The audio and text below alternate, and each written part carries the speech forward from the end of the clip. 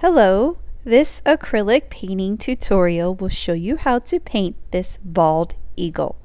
I'm doing this on an 11-inch by 14-inch canvas, and I'm going to start with 3 different kinds of greens. I have a brilliant yellow green, a phthalo green, and a deep green permanent. I'm also going to start with a 3/4 inch wash brush, and I dipped it in the water because I'm actually going to paint water on my canvas first. This will help because the entire canvas we're doing a green background, and it's going to help get the paints to spread further. So I'm adding just 1 layer of water pretty consistently, painting up and down, and it's not dripping down, it's not puddling, it's just adding a nice thin layer onto the canvas. And then when you're done with that, we're going to go ahead and do the greens. I'm going to triple load my brush, so I'm going to load it in all brilliant yellow green, but then I'm going to dip the corners in each of the 2 other greens. So there's a corner of the phthalo green and a corner of the deep green permanent, and I'm going to paint up and down and see what happens.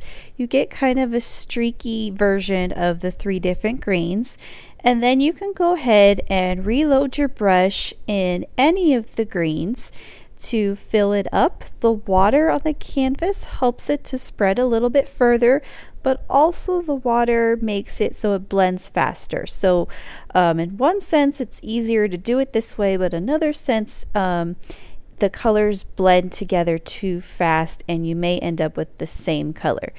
So you want to kind of try not to over blend this, because we want to see kind of it looks interesting when it has different shades of green in the background. Okay, so you're just gonna reload your brush in any of the colors. I'd say the majority of the color is the brilliant yellow green, because that's the bright green in there, but the darker greens kind of spread further too because they're darker. So you're just gonna kind of create an interesting abstract looking green background, all up and down strokes, pretty consistently. You want to try not to see your brush strokes, so you want to kind of smooth those out the best you can as you're painting. And I know the video is going a tad bit fast here, but feel free to press pause and take your time with this background.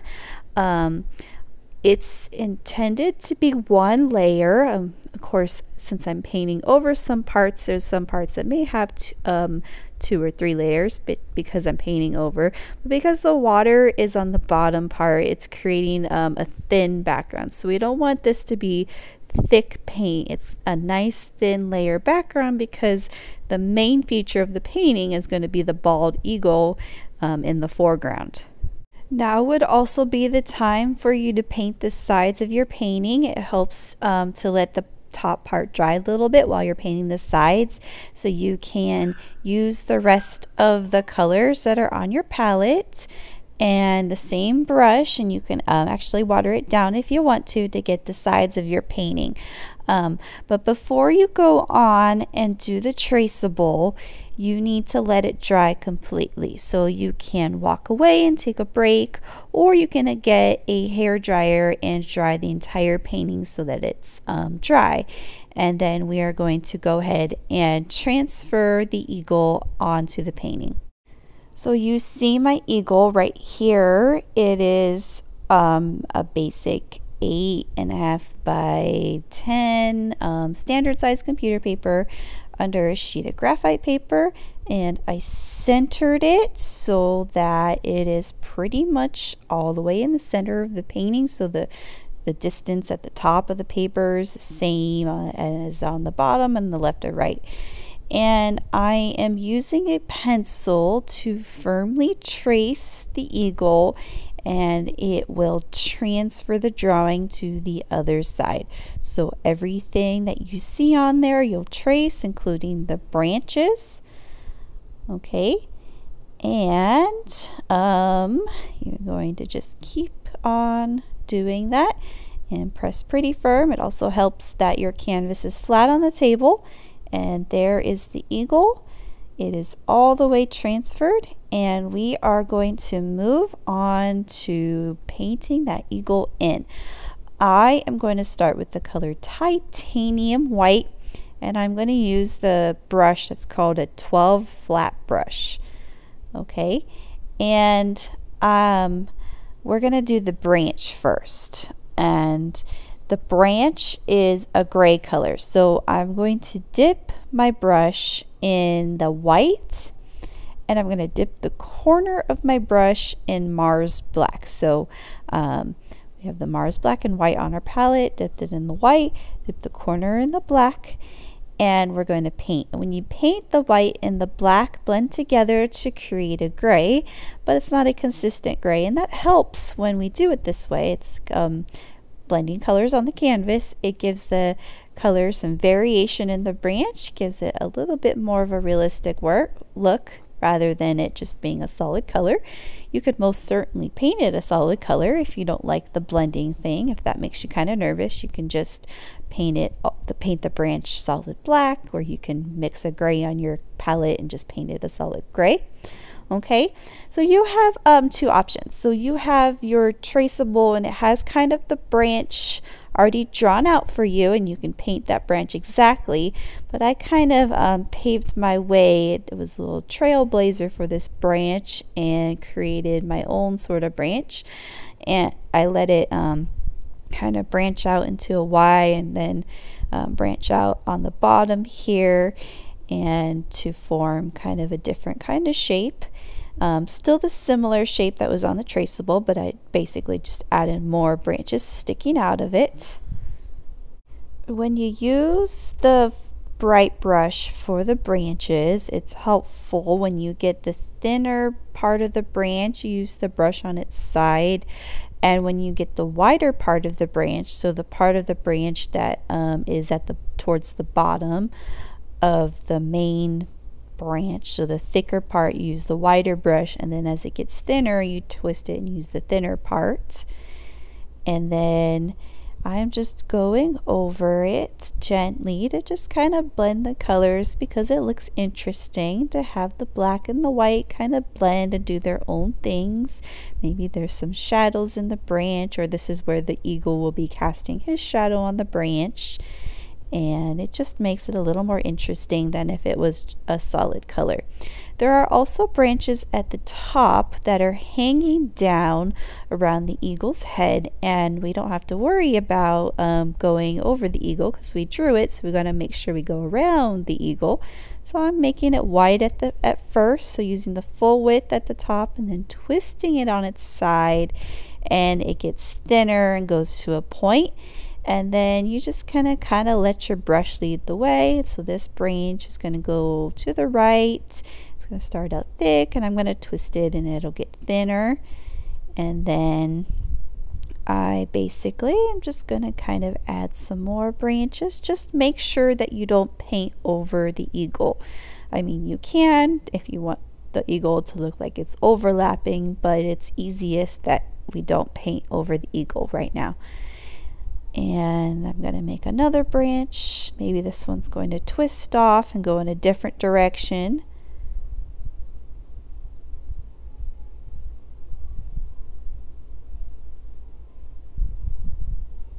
And I'm just going to keep adding on to these branches, making some smaller twigs hanging out. You can go as far as you want with these branches. You can keep adding little branches. At some point you're going to need to stop, because we still want the main focus to be the eagle, so we don't want our branches to take over here. So just kind of add a few little twigs sticking out, and then call it quits for the branches. I just go over some of these with a little bit more black just to make them darker. So if you want to do the same, you can, or you can just let them be any shade of gray that looks good to you. Okay, we are going to move on to the head, and I have a nice clean 12 bright brush, and I'm going to use this 12 bright brush to paint the eagle's head. So we have solid white at the top, and I'm going to follow my drawing. So there's the tips of the feathers on the edges of the drawing. When you use the 12 bright brush and you use the tip of the brush on its side, you can create that point. So I'm using the brush kind of vertically to create the thinner stroke.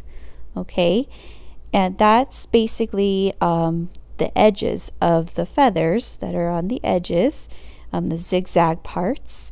And I'm doing that first. I'm doing the outer parts, and then I'm going to do the inner parts. And when I do the inner parts, I can go ahead and use the full width of the brush because I have a larger area to fill in.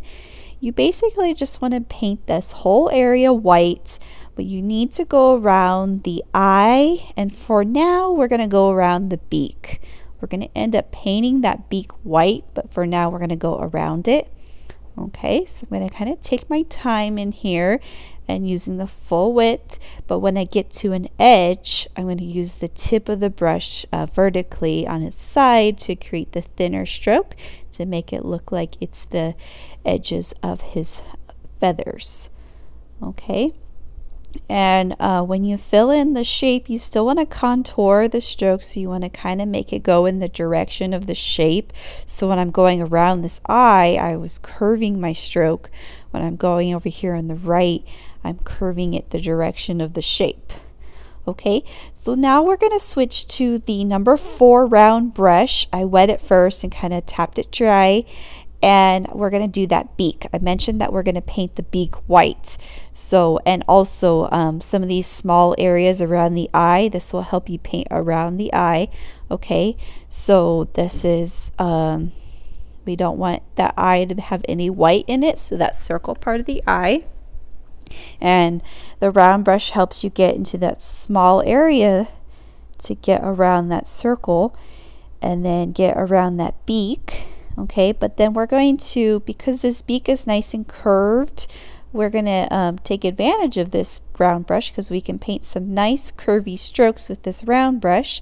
And I'm going to fill that beak in solid color, making the strokes go in the direction of the beak, so they're kind of arcing and they're curving. And I'm filling that in solid white. Of course, his beak is going to be yellow later, but this is kind of priming that area because yellow is such a see-through color, and painting a white prime base to it will make that yellow very opaque and bright. So that's what we're doing. It's the underlayer white of the beak, and I'm just going to go back in with my round brush and kind of touch up some of these feathers, maybe add a little texture in there. I know it's solid white, but I can still have my stroke show a little bit of texture with these feathers by using the round brush, making them kind of go in the direction of the feathers are kind of going vertically and diagonally. Okay, and I'm just touching up the bottom part of his beak here, and I'm done with the top part, white part, and then I'm going to go on to the brown part. I'm going to use the color Raw Umber, which is a very dark, cool brown color, and I'm going to go back to my 12 flat brush. So I'm going to get all that white off of my 12 flat brush. Bright and flat, kind of the same thing, used interchangeably, so you might hear me call it a bright or a flat. And so I'm going to double load it with the Raw Umber and the corner on the white. And this is kind of the same concept of what we did the branches. When you load it like that, it gives it some more interesting colors, and when you see what happens, we get a brown and a white, and it makes kind of a really pretty brownish white color. And you can decide how much you want that to blend. You can blend it all the way and it might make a light brown. You can blend it so it doesn't blend all the way and you have the streaks of white that kind of show the shading. Don't worry about feather texture because that's going to come later. So this is just kind of the base of the brown. And so what I'm doing is I'm starting with the far left wing, and I'm filling that wing in, and so that part of the wing overlaps the branch. So I want to make sure that tip of it overlaps the branch, but then I'm going to paint the rest of that shape in. It's kind of like a teardrop sort of shape, and Again, it's the contouring thing with the strokes. You want them to go in the direction of the wing. So imagine these wing feathers are kind of going with the shape of this wing right now. They're going kind of diagonally and down. I wouldn't want to paint left and right strokes right now. I want to make sure that the strokes are forming the wing. Okay, so like I said, you can keep going over this to blend it into one solid color, or you can let it be unblended so some of that white shows through. So it looks like we have some natural shading in there with almost looks like it has the feather texture already.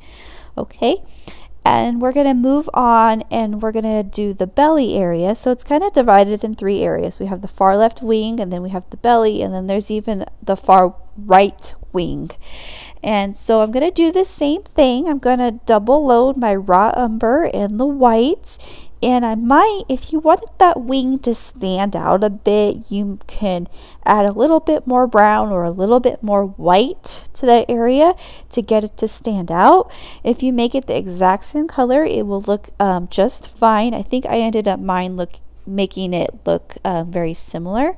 Okay, so again, contouring that shape of the belly. You're going to form that shape by making your strokes go in the direction of the shape, using the full width of the brush for larger areas, turning it on its side to get into the smaller areas. And so we have that white area, and try to use the tip of the brush to get in between those white feathers right there where the top part of the white is. And if you go over it too much, it's fine. We could always go back later after the brown dries. We could always go back with more white and add more of that texture so it overlaps the brown. Okay, and now I'm on the far right wing, or left wing. I don't remember if I called it left or right, but I'm on this far right one now. And again, same thing. I think I'm making it just a tad bit darker so it kind of stands out. I made the belly area just a tad bit lighter by adding a little bit more white to my brush, and this one's just a tad darker. Again, you don't have to do that. You can if you like how it stands out, but you don't have to. And here's another little step I'm doing. I wiped off my brush and I'm adding a little bit more white to my brush.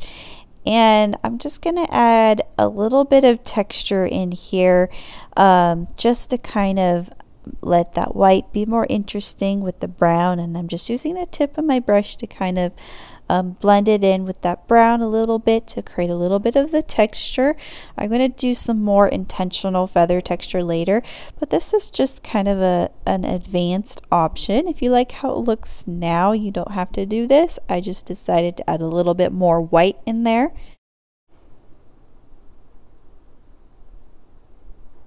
And I'm going back in with just a little bit more brown. Okay.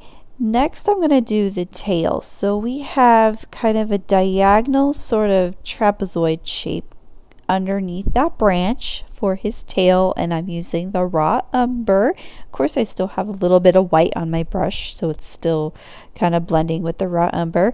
And I'm painting the tail that color. And you will be happy to know that we're not doing the talons that are holding on to the branch. We're going to kind of just assume that they're being disguised either by his feathers or by a branch, but that makes it a little bit easier. I'm going to just add a little bit more white to the tail, so same kind of thing. Give it some more interesting rather than just have it be solid brown. Then I'm going to go back and paint over my branch because I might have painted over the brown too much. So I'm going to go back over that branch a little bit to touch it up. So with the black and the white, I ended up making this area just a little bit darker. Maybe he was casting more of a shadow on that branch in that area. Okay. I am going to add the color Burnt Umber. So this is a kind of a warmer brown, and I felt like it just needed a different kind of brown in there. Again, this is totally optional, but I'm just going to go in there, add some streaks of this burnt umber. It kind of gives it more of a warmer color to the brown and gives it a little bit more interest.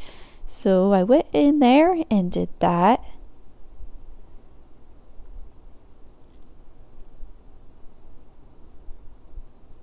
I'm also going to use this burnt umber to create the texture of the feathers. So if you're not doing burnt umber, if you're just doing the raw umber, you can do the same thing with the raw umber with the tail feathers. But to do the tail feathers, I'm double loading it, not the tail feathers, but the feather texture. I'm double loading it in burnt umber and white, and I'm making little strokes that curve, and you can see what happens. I'm intentionally making these look like feather texture by painting and making these short strokes go a little bit more curved. Okay, but they're still contouring in sort of the direction of the shape of the eagle.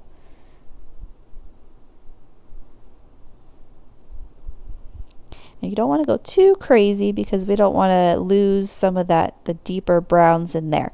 Okay, so I got my titanium white back. I know video editing just magically made my brush clean again, and I apologize for that. But what I'm doing now with this clean number 12 bright brush and the titanium white is going back over and just painting especially the edges to get that white. So make sure it's overlapping that brown enough, and just kind of adding another layer into that white to make sure it's nice and bright, and maybe making the strokes look like they have a little bit of texture in the white. But we're not going to do any shading in the white area. We're going to leave it solid white, which is super easy.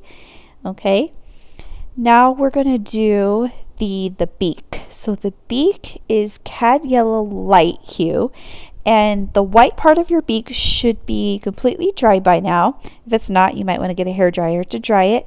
I'm going to use the number 4 round brush, and I'm just going to paint that beak in. Now, it gets kind of tricky where the part of the beak touches the head because it makes a certain kind of line, and I need you to get your traceable out and look at it. And you can kind of see how that line kind of points where the eye is, and then it kind of goes in a diagonal direction. And looking at your traceable really helps you define that line because it's a very distinct line to this bald eagle. It's not just a curve, it curves in different directions. So if that's kind of tricky for you, I would recommend that you completely dry your painting, get your traceable, and retrace it. I know it might be kind of a challenge to line it up again, but retrace it to get those lines back so that you can get your beak to be the proper sort of shape. Okay? So I'm just making sure that this is 100% solid and opaque, and it should look nice and bright against the white background of the beak. And I'm just filling it in.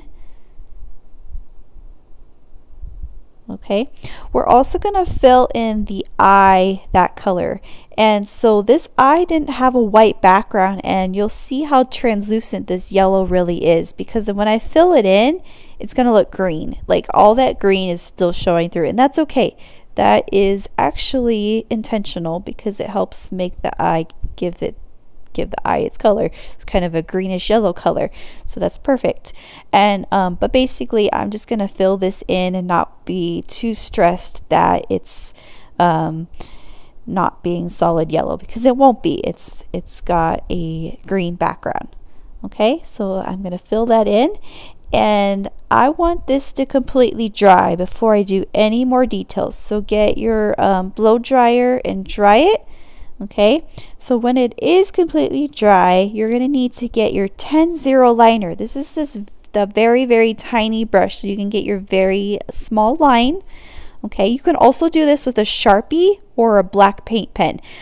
Doing it with the Sharpie or black paint pen will give you a lot of control. I did it with the brush.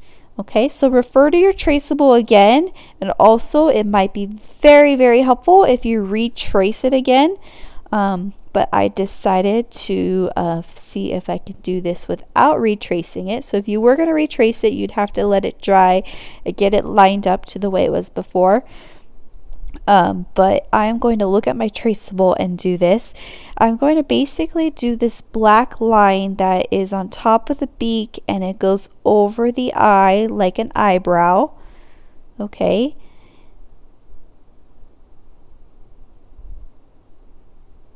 I'm going to kind of adjust that line a little bit. And if you mess up, you can always go back over with white paint after it dries. Your hair dryer is your best friend for mess ups here. And titanium white is so opaque that it'll go over anything. Okay, so I also outlined the bottom part of the eye and the pupil inside of the eye. Again, I'm looking very carefully at my traceable as a reference. I am not just doing this just from memory here. Looking at my traceable. And I did the mark on the beak. Okay, and then we have the line that divides the top part of the beak from the bottom part, so where the opening of the beak is. And observe that line, how it curves. It kind of curves up like he's smiling, but then it kind of curves down with the shape of the beak. Okay, and we're going to do a little shadowing on the bottom of the beak. So I'm going to mix yellow with a tiny bit of black. So mixing yellow and black, create a dark yellow, and the bottom part of his beak is going to be painted in with that yellow. So just a tiny bit of black, not equal parts. So a lot of yellow and a very, very, very tiny bit of black will create that dark enough yellow to give it shadow. And it gives it this like, oh wow, it almost looks like a real eagle, or realism here. But it's always fun when you add a little bit of shadow somewhere and it makes it look just a little bit more real. Okay, so I just did that with my 10-0 liner to do the shadowing. And I'm going to go ahead and take my hair dryer and dry all of this, the eye, because I want to add in my 2 white dots that are on the eye. So I can't do that until everything is dry. Let's say that we messed up and I took my hair dryer and I dried it. So I'm going to get this titanium white, okay? And let's say, okay, I want to make this eye look a little bit more flatter because it looks too bubbly. So that titanium white goes over it nicely, and I can take it and I can make this black line thinner, okay? So I can make the eye look flatter, not so bubbly right there. And maybe this line, we want it to look thinner, so that titanium white, as long as everything's dry, that titanium white will go over it nice and opaque. Okay. And then let's say we want to make this eye, the bottom part, let's say it got too thick, and you could always paint the white to make it thinner. So I'm going to make this, just do this top part of the eyebrow. It's not even an eyebrow, the line that goes over his eye. Okay. And then, so on the black part of his pupil, I'm just going to do a little bit of white in his eye. Okay. Gives it that one final touch. I know that this part is probably the hardest part of the painting, but just keep on trying when using your traceable and your hair dryer until you seem to get it right. Okay, and that is it. This painting has come to its conclusion. I hope that you enjoyed painting a bald eagle with me. Thank you for watching.